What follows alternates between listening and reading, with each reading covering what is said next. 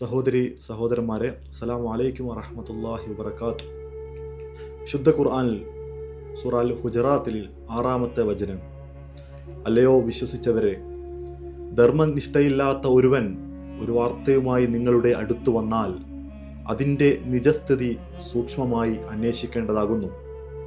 നിങ്ങൾ അറിയാതെ ഒരു ജനതക്ക് ആപത്തണക്കാനും പിന്നെ സ്വന്തം ചെയ്തിയിൽ ഖേദിക്കാനും ഇടയാകരുത്.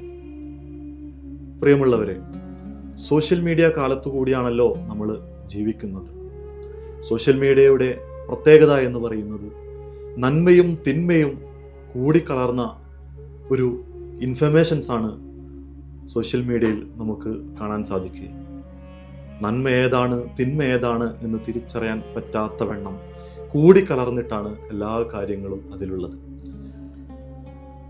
ഈ നന്മയെയും തിന്മയെയും കൃത്യമായിട്ട് മനസ്സിലാക്കാൻ വിശ്വാസി എന്ന നിലയിൽ നമുക്ക് സാധിക്കേണ്ടതുണ്ട്. സാധാരണ പറയാറുണ്ട്, നോമ്പ് എന്ന് പറയുന്നത് വെറും ഭക്ഷണവും വെള്ളവും ഒഴിവാക്കൽ മാത്രമല്ല, മറിച്ച് നാവിന് നോമ്പുണ്ട്, കണ്ണിന് നോമ്പുണ്ട്.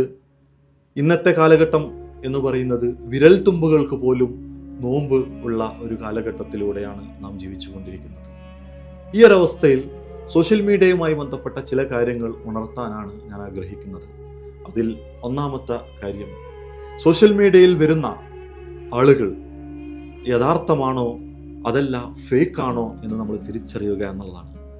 ധാരാളം ഫേക്ക് ഐഡിയകൾ വന്നുകൊണ്ട് കുബുദ്ധികൾ റോങ് ഇൻഫർമേഷൻ ഒക്കെ പാസ് ചെയ്തുകൊണ്ട് സോഷ്യൽ മീഡിയയിൽ നമുക്ക് കാണാൻ സാധിക്കും.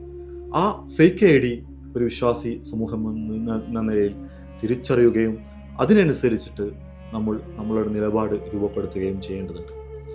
രണ്ടാമതായി, സോഷ്യൽ മീഡിയയിൽ നമ്മൾ ഇടപെടുമ്പോൾ വ്യത്യസ്ത ആളുകളുമായി ഇടപെടും. അവരൊക്കെ വ്യത്യസ്ത അഭിപ്രായങ്ങൾ പങ്കുവെക്കും. ആ അഭിപ്രായങ്ങൾക്ക് നമുക്ക് യോജിക്കാം, വിയോജിക്കാം. പക്ഷേ എന്തായാലും വ്യക്തിപരമായി അധിക്ഷേപങ്ങൾ നമ്മൾ ഒഴിവാക്കണം എന്നുള്ളതാണ് രണ്ടാമതായി പറയാനുള്ളത്.